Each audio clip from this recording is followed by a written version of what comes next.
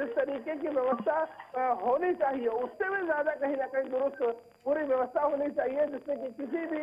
भक्त को परेशानी ना हो और इस छठी मैया का जो पर्व है, महापर्व छठ पर्व, इसको अच्छे से मनाया जा सके। जी प्रियंका। बिल्कुल, यानी कि अगर देखा जाए तो सीएम योगी आदित्यनाथ के निर्देशों का पूरी तरीके से पालन किया जा रहा है। राहुल भी हमारे साथ जुड़ चुके हैं जौनपुर से। एक बार जौनपुर के बारे में पूछ रहे थे कि वहाँ क्या तैयारी है। राहुल के जो आयोजन है यहाँ पे छठ पूजा को लेकर, संध्या काल के अर्घ्य को लेकर, वो भी सही तरीके से संपन्न हो और सुबह के लिए भी तैयारी की जा रही है। जितेंद्र, एक चीज हमने देखी है, देखिए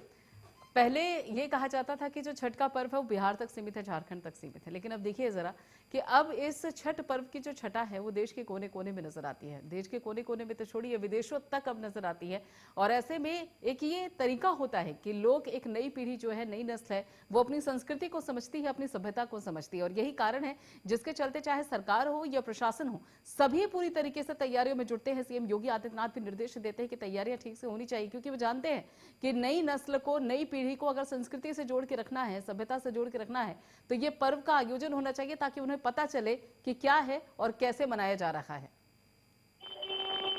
देखिए, जिस तरीके से पहले इस पर्व को बिहार में मनाया जाता था, अब ये जो लोग बिहार के लोग हैं जो एनसीआर में भी रहते हैं, काफी बड़ी संख्या में नोएडा में भी रहते हैं और कई अन्य इलाकों में भी रहते हैं, तो कुल मिलाकर जिस तरीके से बिहार से लोग इस तरफ आए हैं रोजगार के लिए और कुछ एजुकेशन लेने के लिए और कुछ हायर एजुकेशन लेके बड़े पदों पर तैनात हैं, वो लोग छठ पूजा के दौरान छठ घाट, क्योंकि प्रशासन पूरी तरीके से तैयार रहता है इन घाटों को, कृत्रिम घाटों को बनाने के लिए, और जो बड़े घाट है उनकी भी तैयारी पूरी तरीके से रहती है। अब ऐसे में तैयारी रहती है उन 4 दिनों की, क्योंकि 4 दिनों का इंतजार पूरे साल भर किया जाता है। छठ महापर्व है और इस पर्व को पहले बिहार, उसके बाद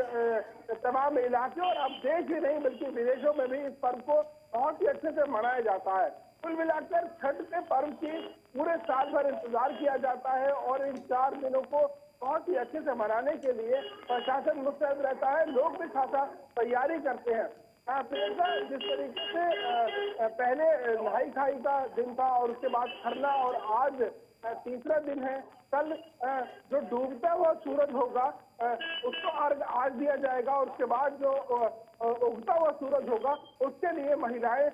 खुद जल में खड़ी होकर छठी मैया की, सूर्य देव की पूजा करेंगी, उपासना करेंगी। और जो दौर हमने देखा है कोरोना काल का, यानी कि बीते जो 2 साल है, वो हमारी जिंदगी में कहीं ना कहीं अब फिर दोबारा से लौट के ना आए, इसकी खासतौर से लोग कामना कर रहे हैं और छठी मैया से लगातार ये वर मांग रहे हैं कि सबके साथ में सबका स्वास्थ्य अच्छा रहे, सबको रोजगार मिले और सबका जीवन अच्छे से कटे। कुल मिलाकर पूरी तरीके से लोग भी तैयार हैं और प्रशासन ने जिस तरीके से उत्तर प्रदेश के मुख्यमंत्री खुद इस पूरे मामले का संज्ञान ले रहे हैं, पूरी तरीके से मुस्तैदी दिखाते हुए अब बस तैयारी है कि किस तरीके से लोग छठ घाट पर पहुंचे और इस सहूलियत का आनंद ले सके। बिल्कुल, आप सभी लोग हमारे साथ जुड़े रहिए। यहाँ पर आपको बता दें कि छठी मैया की कृपा बनी रहे कि सीएम योगी आदित्यनाथ ने ट्वीट किया है। छठ को लेकर सीएम योगी आदित्यनाथ ने ट्वीट किया, प्रदेशवासियों को छठ की बधाई दी है। अहम खबर आपको बता